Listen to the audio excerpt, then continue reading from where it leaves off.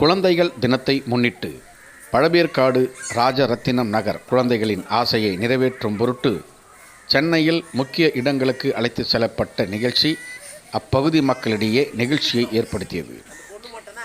திருவள்ளூர் மாவட்டம் பழவேற்காடு அடுத்த ராஜரத்தினம் நகர் பழங்குடி கிராம குழந்தைகள் சென்னையில் உள்ள அண்ணா நகர் மற்றும் லயோலா கல்லூரி உள்ளிட்ட முக்கிய இடங்களுக்கு இன்ப சுற்றுலா அழைத்து செல்லப்பட்டனர்.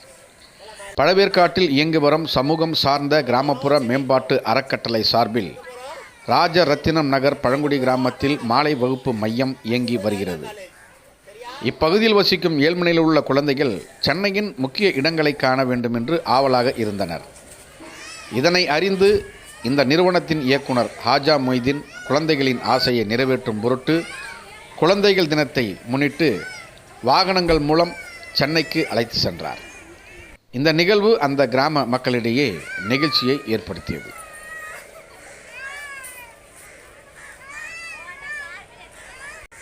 சமூக சார்ந்த கிராமப்புற மேம்பாட்டு அறக்கட்டளை கூப்பிட்டு போகிறாங்களா அவங்கள?